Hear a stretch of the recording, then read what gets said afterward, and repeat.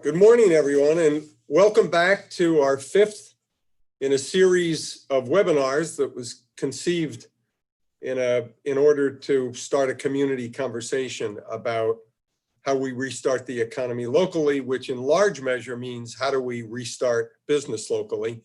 Welcome back to those of you who have joined us for previous webinars, and welcome to all of you who are new to the series. I might mention to you that if you haven't seen or participated in the previous webinars, you can go to the Times Union site and you can find the previous 4 seminars on it, and I would highly recommend them. This is an endeavor by the Times Union and Hugh Johnson Advisors. And today we have a very interesting panel and some very interesting topics. It's been about a month since our last webinar. Businesses are starting. It's somewhat of a slow start, as you all know, but businesses are restarting. And we have learned some things about the economy. We have learned some things about the investment markets. And indeed, we've learned some things about the disease since our last webinar about a month ago. And so the purpose of today is to provide some updated information on those 3 topics: the economy, the markets, the investment markets, and COVID-19. And as has been our custom, Casey Seiler, who is the editor of the Times Union, will be monitoring today's panel, and he will be introducing today's panelists. We will leave time at the end for questions, and we hope that you'll be stimulated to ask lots of questions. So with that, I'm going to turn it over to Casey Seiler for introduction to the panelists and the beginning of the program. Casey? Thanks, Dan. I appreciate it. Thanks to everyone who's taking part and listening in.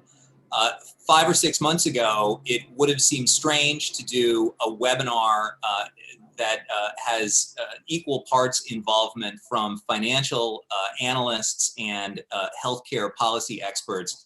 That would have seemed like a strange Reese's peanut butter cup, you got chocolate in my peanut butter. But of course, we are living in a time when healthcare policy, especially around or almost exclusively around the coronavirus pandemic and the state of our economy, are intimately bound up. And with that in mind, it seemed not only appropriate, but inescapable that we would have this panel of 3 very thoughtful, sharp minds on these 2 topics. And with that, I would welcome in and introduce Hugh Johnson, the Chief Investment Officer, founder, and CEO of Hugh Johnson Advisors; Susan Reese of Bender Lane Advisory, which recently merged with Hugh Johnson Advisors. Susan is an investment advisor to the firm's high net worth clients and a returnee like Hugh to the Back to Business webinars. David Holtgrave, the Dean of the School of Public Health at the State University at Albany. Thank you very much all for taking part. And the way we're going to split this up is to first hear from the money folks, and then we'll hear from David for the healthcare perspective. In healthcare, of course, pretty much the most important baseline is the checkup. And with that, I will turn things over to Hugh and to Susan for that analysis. Hugh, how are we doing? Well, things are actually, Casey, when I think about all of the webinars that we've had, are going along pretty much as we thought they would, or pretty much as planned. But it's not as though this is not obviously a very unique time in our financial and economic history, because it certainly is. So at any rate, lots of questions and lots of things to be thinking about and talking about today. And I very much appreciate being here, and I very much enjoy having my good friend Susan also join me for some discussion about what's going on in the world, the economy, and the financial markets. Let me give a little bit of an idea of what I think is important. I think everybody out there, one of the things I've done, and I think I've said it in the past, is that I'm a student of financial market history, economic history. I've looked at all of the so-called 25 cycles since 1890. Each cycle, there is different as each one of them is as unique as they all are, especially this one. The truth is there's something very common to them all. And first of all, they end. I said that in my first session, and that's really good news. We all want this one to end, but they all have three parts. They have a stock market cycle, which is followed by an economic cycle, which is followed by an interest rate cycle. And the operative word there is followed by. And we're seeing that again this time. And I think probably the most important question that investors face is, and I would say not only investors, but business people in general, is that where are we in the current stock market economic interest rate cycle? If we can answer that question, then I think making some of the tough, important decisions that we face as investors and business people, some of the important questions like what percentage of my portfolio should I allocate to stocks? It becomes easier to answer those questions. It doesn't become easy, but it becomes easier. I've worked all my life trying to develop a methodology to figure out how to really determine or identify where we are in the cycle. I'm going to just touch on a couple of things that I think are going on right now. And I think the one thing to remember that they all have these three parts. There's two important things I think you look at. You look at the performance of the financial markets. Performance of the financial markets can give you a lot of ideas of where we are in the current stock market, followed by economic, followed by interest rate cycle. The reason I say that is, and I'll touch on it just now in a couple of seconds, is because investors tend to know what lies ahead and they tend to get it right. So the first thing to do is to look at the performance of the financial markets. And the second thing is to look at the performance of important monetary and economic variables, economic numbers, to see if they are consistent with the message we're getting from the financial markets. Okay. Having said that, let's take a look at what we're looking at today to see if we can figure out where we are. And where things were really gloomy when we first got together, they're getting a little bit brighter, quite a bit brighter, I might add.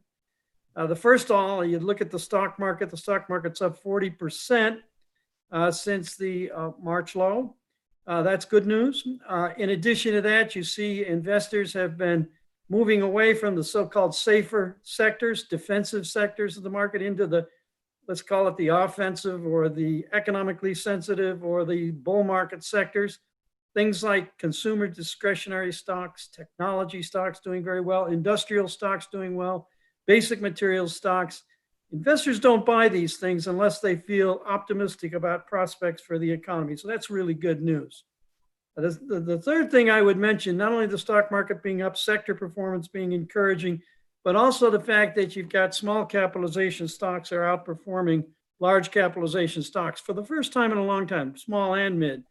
That means, and again, investors are willing to take a little bit more risk, and they're taking more risk because they're optimistic about prospects for the economy. And then finally, there's a couple of technical things in the credit markets. Investors are willing to accept low yields on low quality bonds like junk bonds relative to treasuries. They don't do that unless they're pretty optimistic about prospects for the economy. So when you take a look at the performance of the financial markets, you have to come away with a little bit of a different story than we had maybe 2 months ago. And that is that investors on balance are fairly encouraged about prospects for the future, despite the fact we're slugging our way through some fairly tough economic numbers, or we at least were slugging our way through. Okay, the question is, the numbers we look at is what's going on in the economy, is what's going on in the monetary and economic variables consistent with that message for the financial markets? Why are investors becoming more optimistic? Well, you don't have to look any further than the level of stimulus they're getting from the Federal Reserve and the federal government in Washington. I wish there was a way to state this briefly and not overstate it.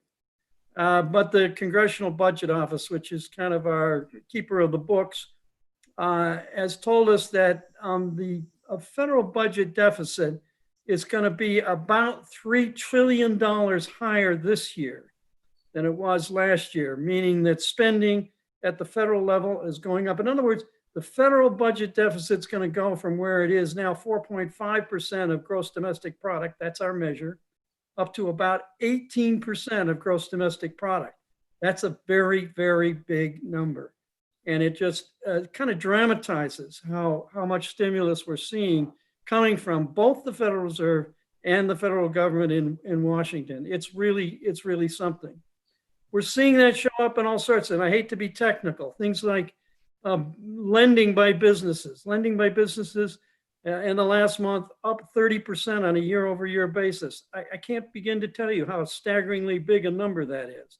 Because business lending is so strong, money supply growth. I mean, money supply growth it's hard to even talk about it. It's $1 trillion was added to the money supply in the month of April alone, and that's on top of $700 billion in the month of March and $500 or $600 billion in the month of May.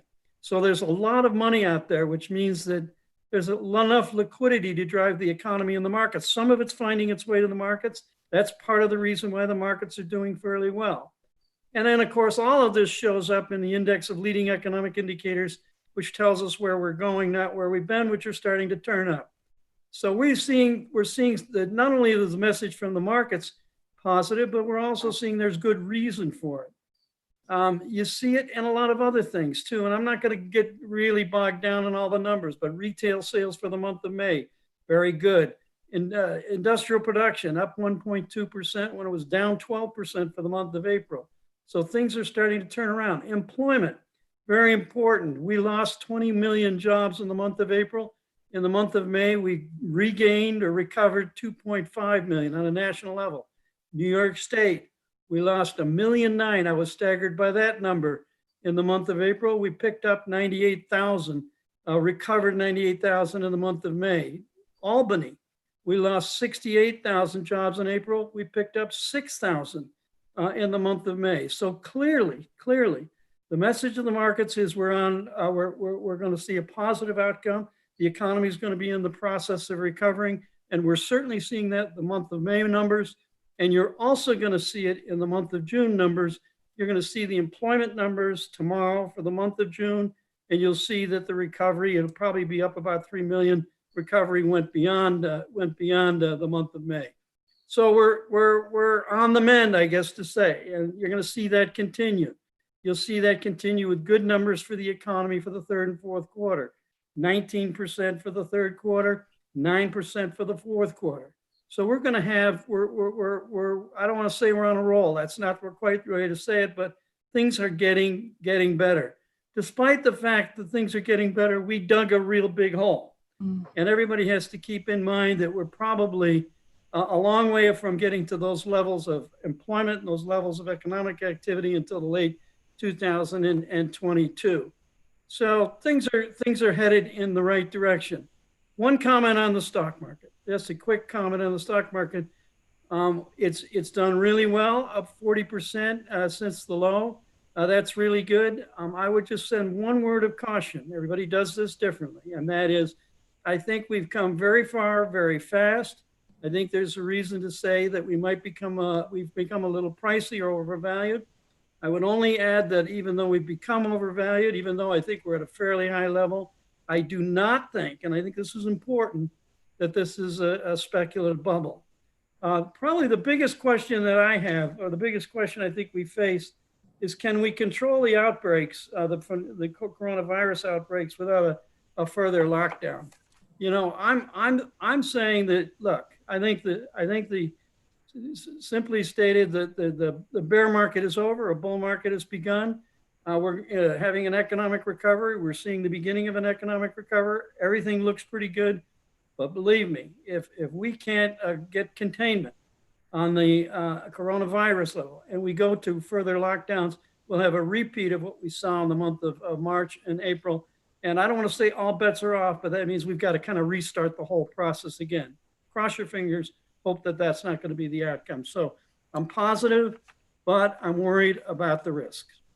So Susan Reese and I would just pause to tell anybody who is listening who has questions to please put them in the comments section, and we're going to take time at the end of the program to address them. But But Susan Reese, if as Hugh says, the patient is on the mend, how is that kind of recuperation, that recovery being viewed by the folks who you work with, the investors? How are they viewing the level of recovery, and what kind of confidence do they have that it's going to continue?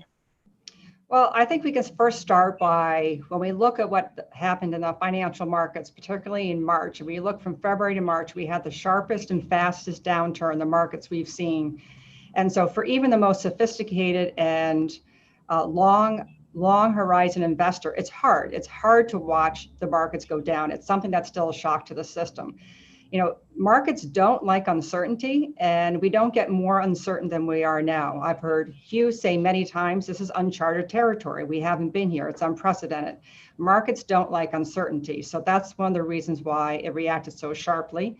Luckily, the Fed did step in and take actions which help calm the markets. So when people are asking me, what do I do now? The first thing I like to talk about is, in addition to what do you invest in, but how does it feel? Because money is also how you feel about your money, in addition to what you actually do in action.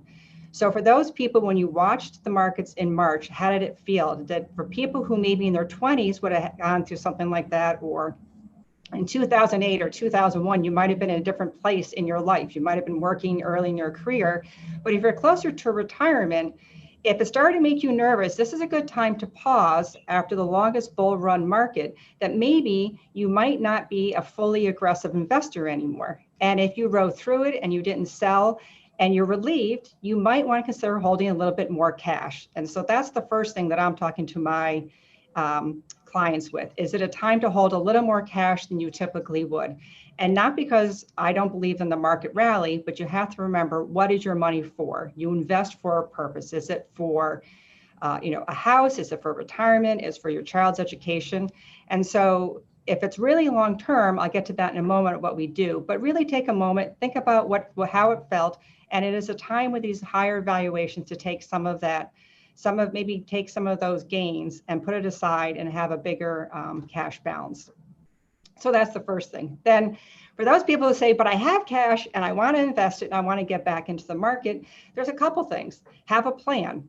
Do you dollar cost average? Do you look at when there's a drawdown in the market where you say, okay, if the market gets back to the S&P's 3,000, I'm going to buy back in. But formulate a plan, because when the market is falling, it's very hard to say, okay, I want the bottom. You're never going to catch the bottom. So you have to have a plan in place of what you're going to do. And then where do we like? Right now, you and I have been talking a lot about this. We like innovation. When you look at the people who've been home for a couple months and working from home, where do good ideas come from? They typically come out of recessions, or where people have a time who've been going at 100 miles an hour, now have a time to sit and reflect. People have been sitting on their porches or sitting at home, and good ideas come out of this time. So out of this, we think there's going to be some great opportunities in terms of technology and innovation. So that's one of the areas that I think we can look at. And then for those who maybe not want to be as aggressive, we can look at strong balance sheets. We can look at companies that we are confident will get through this, that may be paying a dividend. So while you're looking for yield, you can hold some of those large cap stocks with good leadership, strong balance sheet, and some dividends. We also like the large bank preferreds. It's a nice way right now to collect some income from some of the large banks, and we believe that there's some dividends. One of the questions we get a lot is about gold and inflation. And I think for that one, I think I'm going to throw this right back to Hugh and have Hugh comment on inflation and investing in gold.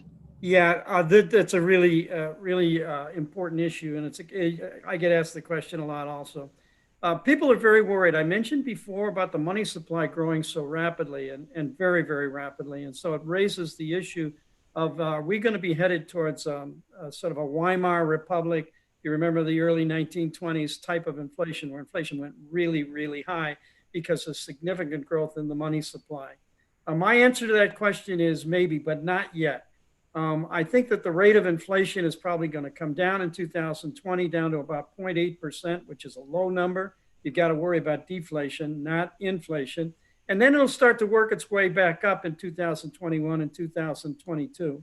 I think it's important to keep in mind that although there's a lot of money out there, It's not, let's say, sloshing around or generating a lot of economic activity that will lead to a rise in prices. In other words, technically speaking, the velocity of money is not very high. It's very low.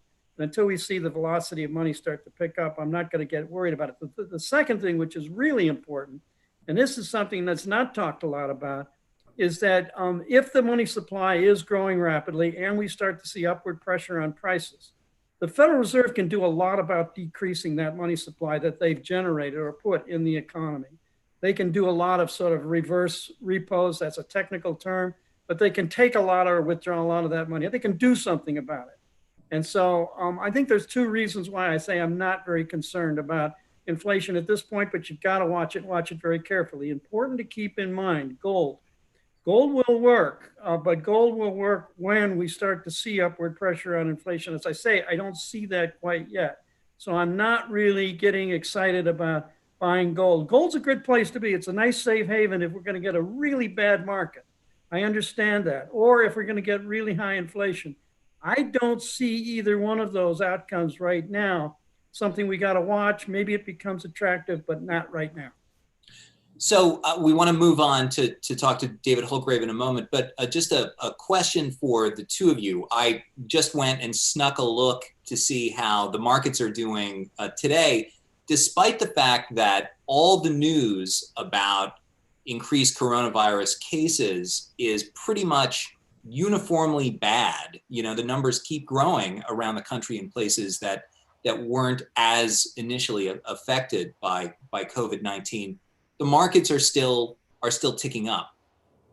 Explain, if you will, and this could be the subject of an entire seminar in business school, the psychology of the market and how it does not always seem to track what appears to those who look at the headlines and follow the news closely, piled up numbers of lost jobs, many of which Hugh just mentioned, bad news on kind of the pandemic front. Why does the market seem at times to behave schizophrenically? If I could, I'll just start and say that a reminder that the financial markets and the economic news are often decoupled. They often don't follow each other. It's more a reflection, as Hugh mentioned, about people's perceptions, fears, what they view at the state of the economy is. So some of what we're seeing, as what Hugh alluded to, is the optimism that this will be over. Generally, as a culture, we are optimists. We are optimists this will go away. We are optimistic that the economy is going to recover. We are a consumer-driven economy, and people are eager to go back to the lives they had pre-COVID. They want to go out to eat. They want to travel. They want to shop. They want to go to the malls. So part of what you're seeing is some of that optimism built in to what we're seeing in the financial markets. I do just want to add one more thing, or just for people who are looking at the market because I've heard a lot of questions about hot dots, and there are a lot of social media people who are touting some hot dot names. Just remember, that's not investing, that's actually that is being speculative within the markets. And Hugh, your thoughts? Yeah, my thoughts are really simple. I mentioned before that I think the markets, as they reflect the investors collectively, tend to get it right. Investors tend to get it right. So if you're asking the question, which is really being asked here, is what lies ahead? Yes, we're really worried about COVID-19 or coronavirus. You bet. But the real issue here is not coronavirus or COVID-19, is whether it's going to lead to more lockdowns. That's what the issue is. It's what's going to happen to, what does it imply for the economy, and most importantly, earnings. And the assessment of investors, when I don't know the answer, and I sure don't know the answer to this one, but when I don't know the answer, I ask myself, what do investors collectively say? Because they tend to get it right. And they're now saying to us, or me, and all of us, is that although you have to worry about coronavirus, and we'll find out from David how much we have to worry, it's not going to lead to a lockdown of the magnitude that we saw in March and in particular April. And so it's going to have an impact, but not that significant an impact. And I think that's the assessment of investors. And I'll buy that for the time being until it changes. Well, that seems like a perfect segue to bring in David Holtgrave from Albany for kind of something analogous to what we got from Hugh and from Susan, sort of a progress report, a checkup, and investors might have one view as to whether or not they're optimistic that there won't be any more, wide-ranging lockdowns. But ultimately, that decision is going to be made by elected officials in consultation with people just like you, the experts on the ground who are kind of keeping an eye on the numbers. So, where are we as we sit here today, virtually speaking?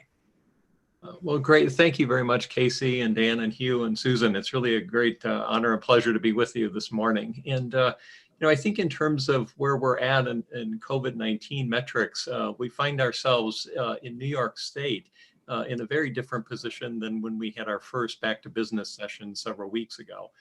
As a state, we've reached the peak of cases, hospitalizations, and deaths.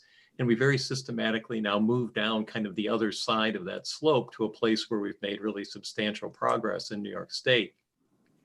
At one point, actually, here in New York, the daily testing positivity rate for New York City was well over 50%, which is incredibly high.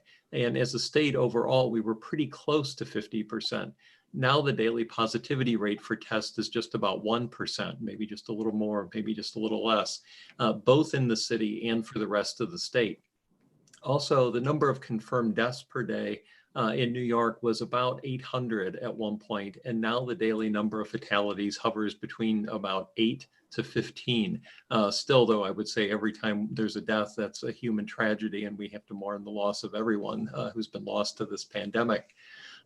In some of our own research that we've done in partnership with the New York State Department of Health, we were able to use some information recently from the first wave of the antibody serosurvey in the state to estimate how many people in New York may have had experience with coronavirus, how many may have been infected with coronavirus. And we think as of the end of March, that was about 2.1 million New Yorkers probably had experience with coronavirus. And that means that for about every one diagnosed case, there were probably about 10 infections out there. And that ratio of 10 to 1 is something that CDC also recently has estimated nationally from a broader national study that they've done. So this idea of 10 infections to 1 diagnosed case seems to kind of keep coming up again and again. And also there are important health disparities. In New York State, of that 2.1 million estimate that we came up with, about 37% of persons were Latinx and about 20% Black, non-Hispanic. So we have to really keep in mind the disparate impact on different communities in terms of this epidemic. Also in New York, I think I would kind of liken our circumstances now to maybe a patient who has a wound that was bleeding, but now a tourniquet's been applied and we're keeping heavy pressure on that wound. And as long as we keep the pressure up, our cases are down, our hospitalizations are down, our deaths are down in the state, but we can't leave up on the pressure. We can't take our progress for granted and we can't reverse what we've done. So if we're going to continue to make this progress, keep at this beneficial level where we see ourselves now, we have to keep up the pressure. But as Hugh alluded to earlier, and Casey, you did as well in your opening remarks, when we look outside of New York State, it's a very different circumstance in the US overall right now.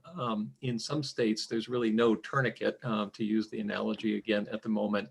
And some states are losing ground very rapidly. And we see, all of us see this on the nightly news when they show that very famous graph of the number of cases in the US going up rapidly.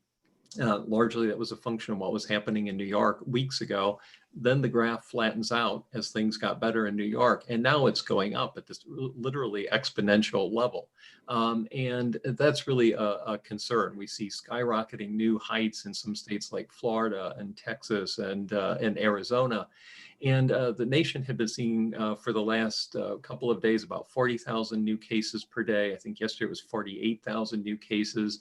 And that's really quite remarkable when we think that for every diagnosed case, there might be 10 more infections that are out there, that ratio again of 10 to 1 of diagnoses to infections. And yesterday, Dr. Anthony Fauci from NIH testified before the Senate. that we could see as many as 100,000 cases per day relatively soon. And clearly that's an estimate, but that's just about double where we were yesterday. So clearly Dr. Fauci is very worried about the overall trajectory of the US. And I think what we're seeing is that some states that opened very rapidly without many precautions in place some of them have realized over the last few days that they're in some trouble, and they're taking some steps to slow a bit their reopening. However, though, like Florida said yesterday, they're not going to slow their reopening. They're going to continue on. And Florida is really seen quite a spike in the number of new cases. And even for the states that are taking some steps, I do worry a little bit about whether or not it's enough to turn the flow off of new infections. One of the things I think that we've seen is that this virus doesn't respond well to half measures. You have to sort of hit it aggressively if you're going to hit it. And for instance, in Texas, they've talked about now reducing restaurant capacity, but to 50%. And recommending but not requiring face masks. And what worries me about that is because the virus is so transmissible, and if the half measures don't seem to work very well, I sort of have the same concern that Dr. Fauci expressed yesterday, and that Dr. Schuchat from CDC expressed to the Journal of the American Medical Association editor 2 days ago, that we're in a really precarious position right now as a nation. And that in New York, we're doing very well. But as a nation, we're seeing some areas that are really starting to go up. Some areas are starting to respond to that. I think 17 states, as of yesterday, now said they're going to pause to a certain degree their reopening plans. The question is it enough? And has the train already left the station? That's really the question for us all at the moment. So let me stop there and see if there are comments and questions, Casey. Well, and I just remind anybody who's watching who has questions about anything that we've discussed so far to please put them in the comments field. We're monitoring them, and we're going to spend the last 15 minutes or so of this discussion addressing those. David, you mentioned testing. Is testing capacity in New York and across the nation where it needs to be to serve the needs of contact tracing? We've spoken a lot about whether or not there's enough contact tracing capacity, but of course you can have all the contact tracers in the world. If they don't have positive tests to chase down and investigate, they're essentially sitting on their hands.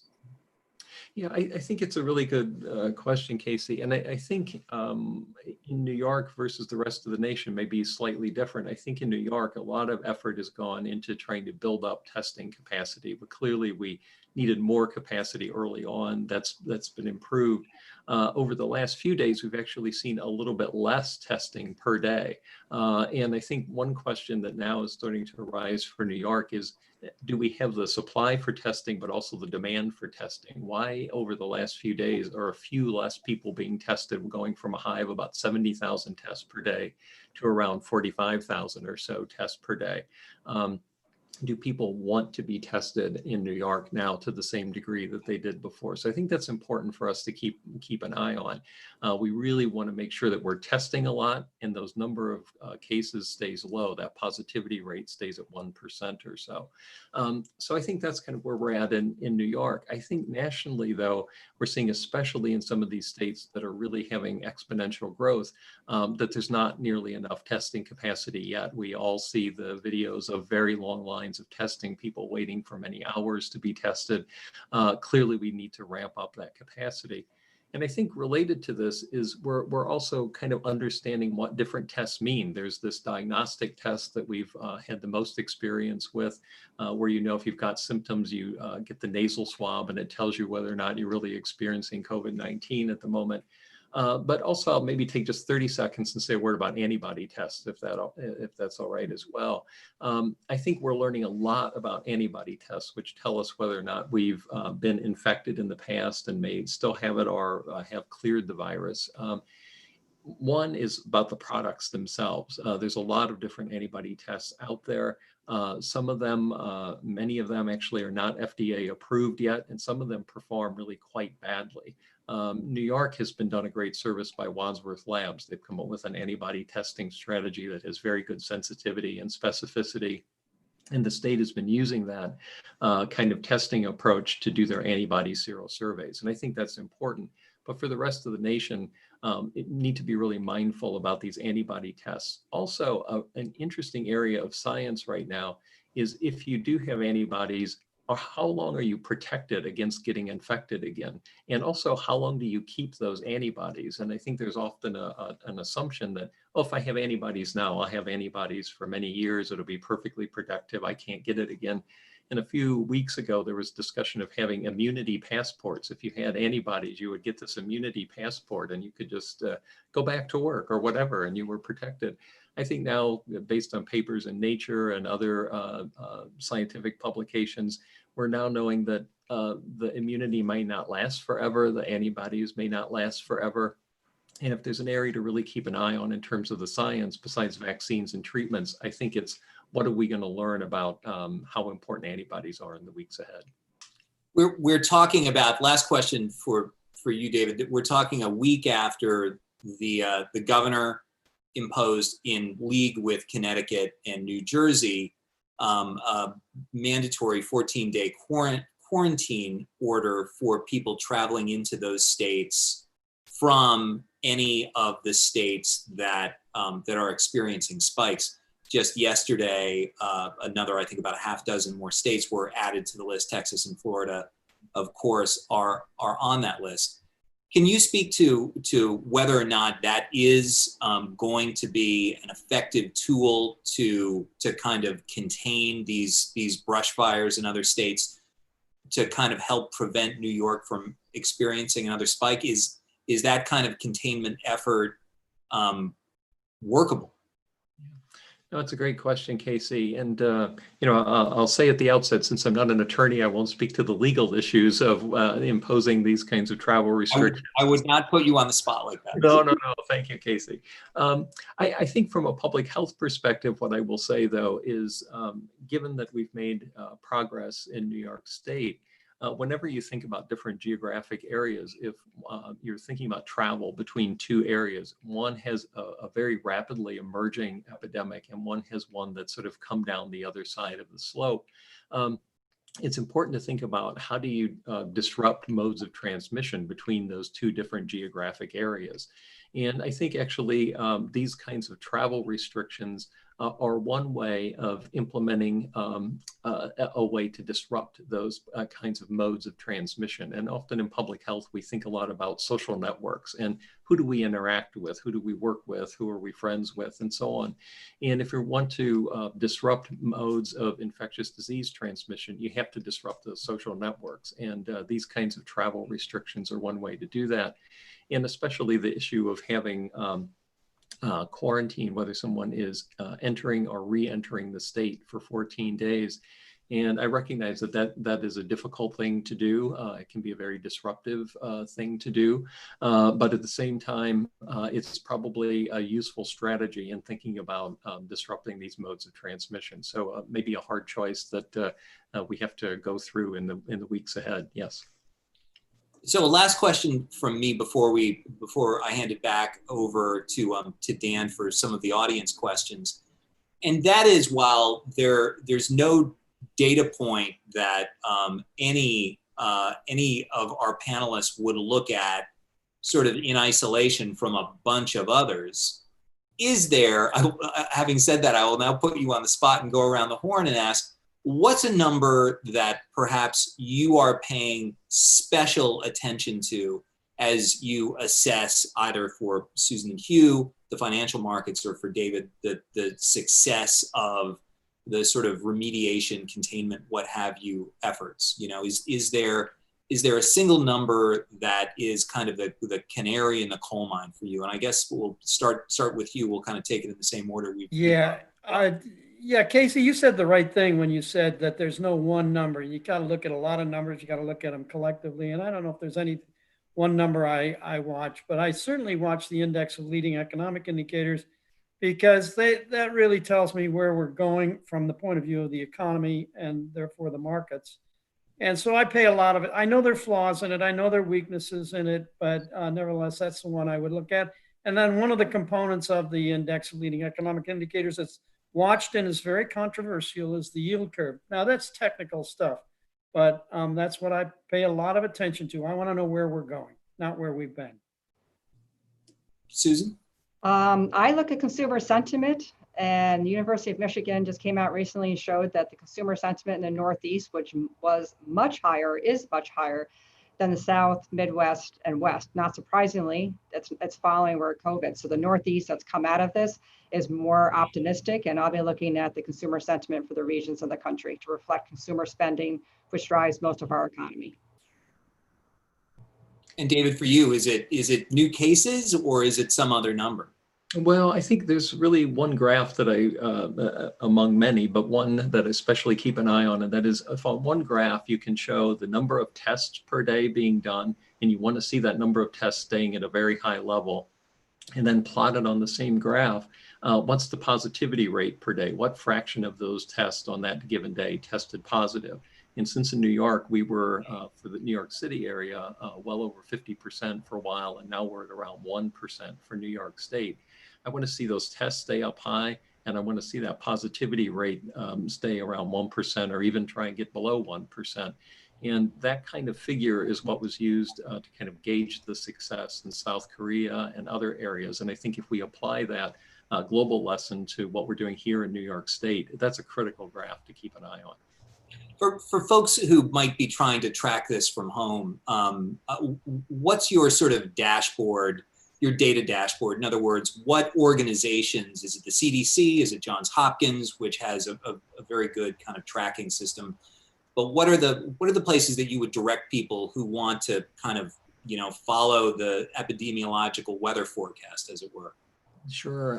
I think a couple of things. One is Johns Hopkins has a great website. If you just Google JHUCSSE, it will take you to the department that has the now kind of famous dashboard of globally how many cases, how many deaths, and so on by country, and then within the US by state.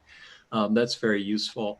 Also, here in New York State, COVID-19 tracker.health.ny.gov. You can tell I go there a lot because I have the URL memorized. Actually, it's a very helpful place. You can look at cases, deaths, age-adjusted death rates, and even by county. So as people are talking with us today across the state, it's a great place to look and see what's happening in your region and your county if you want to know the local experience. Has some hospitalization information as well. And then there's a reopening New York site that gives us some of the dashboards about as different regions are reopening through phase 1, 2, 3, and 4. How were we doing in those different regions? So those are some of the first places I go. And there's a few people on Twitter that I follow who have apparently devoted their lives to publishing very interesting graphs on Twitter day in and day out. And it gives you very up-to-the-minute information. So those are a couple places. Great. Well, with that, I'll hand it over to Dan, who hopefully has gotten a couple of questions from the audience for our outstanding panel.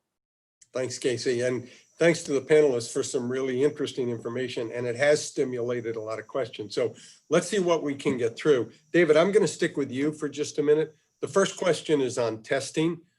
And it is the following: where is the manufacturing of testing materials done and other goods and supplies right now? And where will it be done in the future? Yeah, well, in the past, it's a lot of testing supplies have been done internationally. So that was one of the issues with the supply stream, I think earlier on, trying to make sure that we could get reagents and swabs and so on. And there was one region in Europe that was producing some nasal swabs, and it turned out to be hard to get as many as we needed. I think now when we've seen some repurposing of different manufacturing facilities, we'll probably see more of a shift to some of those supplies, test kits, reagents, swabs, things like that happen a little bit more in the US. So I think that's the trajectory that I've seen. Thanks. Hugh, definitely for you. There's been much discussion about federal fiscal and monetary stimulus. Do you have any thoughts on the possible economic drag from the contraction in state and local government spending, i.e. layoffs, local service cuts, et cetera? I wish I could quantify it for you, Dan, but I really can't quantify it. There's obviously a lot of drag. Some of that has been relieved from the federal government. In other words, there's a little bit of pressure being taken off because obviously their tax revenues are down significantly and they have to borrow a lot of money. And some of that money they borrow now comes either from the Federal Reserve or from the federal government in Washington. So I see it as being a something that has to be watched, but I don't think it's the real serious significant drag right now. The significant drag is on overall things such as employment. Personal incomes are up, but savings is right through the roof. There's a reluctance to spend. And when will the confidence get to a point where there's less reluctance to spend or to spend down that saving? That's a much bigger issue for not only the country, but also each of the individual states than when we look at the local governments and their fiscal condition. But it's a great question. I wish I could quantify it. And Hugh, let me stick with you. Here's somewhat related. Will the unemployment numbers, in your view, come down to where they were in February? And if so, when? And how will a reduced workforce impact corporations? Do investors see this as a good thing? It's the unemployment rate, which is currently 13.3. It got up as high as, well, we think the calculation was probably wrong, up to say 16%. Will come down this year to about 9.5%. The chances of it getting back to the 3.6% that existed in 2019 are, let's just say that's not going to happen in 2021, 22. We may get there in 2023, maybe 2024. That's consistent with what I said before, is that getting to the level of output and employment that existed prior to this deep hole that we've dug is going to be a real long struggle. We'll go in the right direction, but we won't get there. Susan, here's one right in your crosshairs. You talk a lot about asset allocation. How does an investor determine the right allocation? Well, there's a couple different ways. First is talking about people who already have their assets and what their long-term goals are, but they can also be helped a lot by talking to an advisor and talking to somebody who does this, who can help them ask the questions. There's also, websites that you can go to that are sort of like the robo investing, where you can get an idea of your asset allocation. I'm biased to working with an advisor because I am one, and I think that can help you by talking with somebody who can ask you questions that you might not have thought about, to go back to those two things. What is your money for, and how does it feel? And both of those are important components in determining your asset allocation. So Susan, here's somewhat related. If I'm over allocated to equities, should I use stop loss orders to limit my losses? Well, I'm not a fan of those because I have seen them in severe market, dislocations. I think about the technical one when we had in August of 2015. You can blow right past the stop loss limit. You can go right through it. So I'm not a big fan of those. I think you can have part of your portfolio that can have a limit, but if there's a floor that you want to get to, or if you're happy with where it is now, it might go again where you are. You could take some money off the table, hold it with the idea that if it gets back to a certain point, and then maybe you have a buy order. But stop loss limits, you have to be very careful, because I have seen the markets multiple times go right through them and it doesn't trigger. So you got to be careful. So you're saying they may be ineffective? I think they can be ineffective, yes. They're not a guarantee that you'll get out when you want to get out. David, let's circle back to you. Any thoughts on the impact of schools reopening in the fall with in-person teaching? Sure. No, it's an important question, and one that I think many K through 12 and universities and other institutions of higher education are confronting right now as well. And I think there's so many different models. We could almost name different schools and have different models that are trying. Some universities have said we're going to start early. Some university and then end early, anticipating kind of a second wave of infection. Some universities have said we're going to start late. We're going to skip the fall semester entirely and start after that.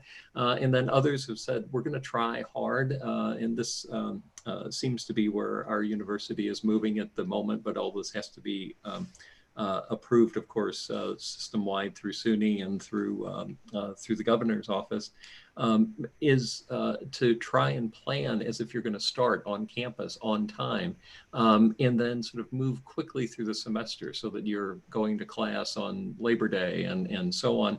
And probably around Thanksgiving, you could be in a position where students could take their exams from home. So that's another model.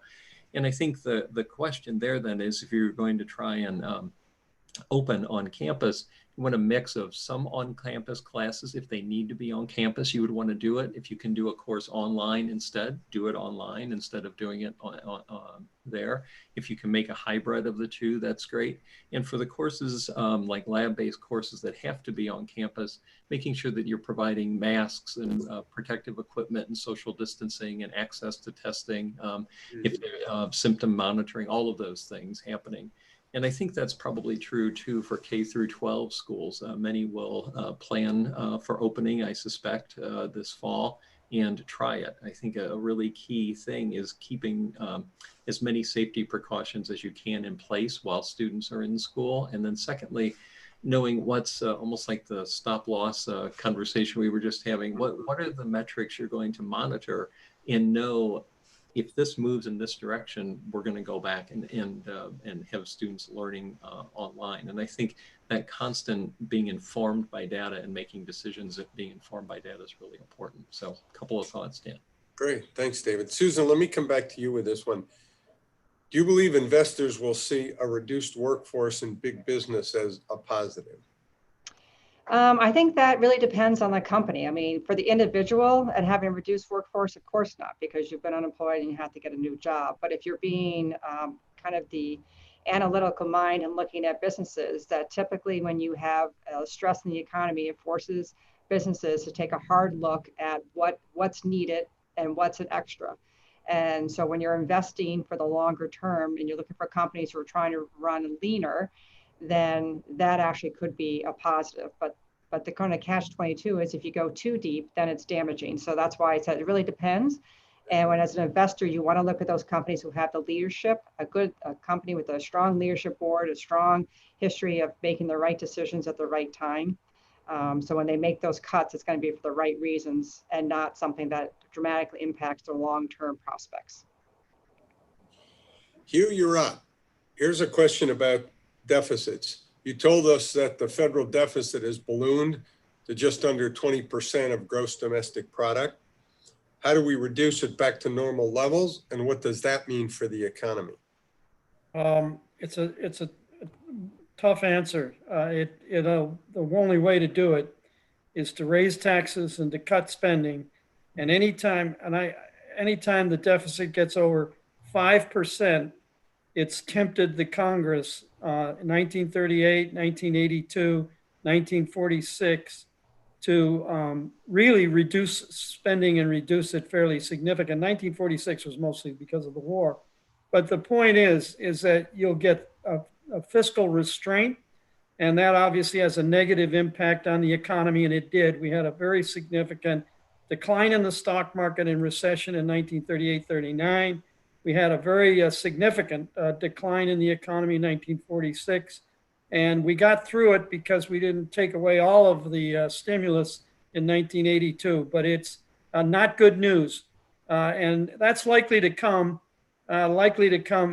with a change in administrations or without a change in administrations. Either way, not this year, but in 2021 or 2022. But that is a significant risk for the economy and the markets, and something that has to be taken very, very seriously. Great. David, here's one that looks really interesting for you. You mentioned that there's a projection that for every positive test, 10 people have had the virus. What are the implications for reaching herd immunity? Yeah, no, it's a great question. So I think in New York State, from the first antibody serosurvey that was done in April, and that means it gives you an indication of where we were at actually at the end of March, about 14% of people were tested positive for antibodies. And then if we look at how that extrapolates to the population, what does that mean in terms of the number of people we know who were diagnosed? That 10 to 1 figure, I think, it tells us a couple of things. One is if about 14% of the population in New York, that 2.1 million, seem to have been infected by the end of March, that means about 86% were not. And so you've got a fair amount of virus then that's moving around through the 14% who've been infected, but still about 86% that have not. And so you have a lot of quote unquote susceptible persons that are still out there. And I think, there's no one magic number for herd immunity, but it's often said sort of if you get to about 50 to 70% of a population where people have been infected, and then we're learning more about antibodies, you might be achieving something close to herd immunity. So even though these numbers, like estimates of 2.1 million New Yorkers at the end of March had coronavirus, in some ways, that seems like a shockingly big number. On the other hand, it's nowhere close to herd immunity. And so I think that we have to make sure we're still using all the other tools that we've been talking about to try and keep the pressure on the progress that we've made so far. Great, thank you. Susan, let me come to you with a very specific investment question. What percentage of cash would you recommend for people close to retirement during these times? I wouldn't look as much as percentage at this point, but maybe more in terms of absolute dollars. I think you have to look at what you intend to draw on your portfolio, and you want to make sure you're not caught in a spot where you would have to sell some of your assets in order to support your lifestyle. So I think in terms of percentage right now, I would really take a hard look at the dollars, and you can use the last couple of months as an example because there's typically reduced spending when you're not going out to eat and you're not traveling, so you don't spend as much. Take a look, see how much you spent during those months.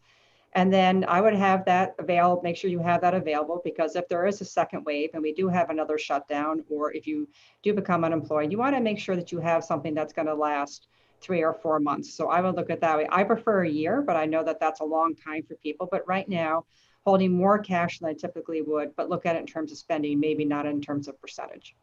So at least for the next couple of months, and if you're conservative, maybe even up to 12 months of. I think you would, yeah. It goes on your risk level. If you have a job that you are able to work through the shutdown, and you're confident you're going to continue to work down, you could probably have a little less. If you're somebody who was not able to work, and you may not be able to, and that's some of the point of the stimulus at the federal government, was to continue to protect people's paychecks to help buffer what it is. But if you're not in one of those buckets, then you might want to consider having a little bit more cash.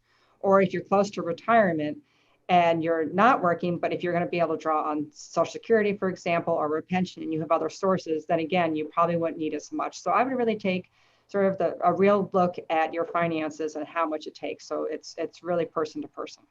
Okay. And I think, Casey, we probably have, looking at the clock, we probably have time for one more quick one. Hugh, I'm going to come back to you. The savings rate has soared to a historical high in April. What does that mean for the economy? Well, the question is, what are they going to do with the savings? Obviously, people are becoming precautionary, and that's just for 1 month. That's the 1 month number. That's the April number. My guess is that'll be coming down as we start to reopen the economy. And as confidence gets built and spending starts to increase, we'll see the savings rate come down. It's obviously bad news. I mean, it's good news, you would think, to have a savings rate around 32%, which is a really, really big number. It's the biggest we've seen by far. But at the same time, you don't want to see a savings rate like that. You don't want to see a high savings rate like they had in Japan. And what that really does is that it's at the expense of spending, and our economy is 70% of our economy is spending or consumer spending. So obviously it makes it more difficult for the economy to recover or to get back to the kinds of levels that we had in 2019. So you want to see the savings rate come down, and that's really a function of confidence. It's really very, very much a function of what Susan was referring to before, which is consumer confidence. That has to get higher, and then individuals will be very willing to go out, and not just go out, but also spend money. So we'll see. I think it will come down. Okay. Well, listen, we're about 30 seconds away from the end here. So let me close by thanking Casey Seiler, our expert moderator, for bringing the panel together and for some stimulating questions. And Let me thank our panelists, Hugh Johnson, Susan Reese, David Holtgrave. Very informative, very interesting information, which is still unfolding. I think as the months tick on here, we're going to learn more and more, and we're committed to coming back to you. And I would suggest probably on about a monthly basis. The programs will not always be the same topics. We will choose topics that we think are timely based on what we've learned, but stay tuned for future programs. And I'm just going to make one more plug for the past programs. If you found today's informative, and there are other webinars that we've conducted that you haven't seen, please go to the Times Union website and you can access those. You can access those programs there. So we're going to sign off for now, but stay tuned. We'll be back at some point in the near future. And thanks again for all our panelists, and thank you all who dialed in and for participating. Thanks so much.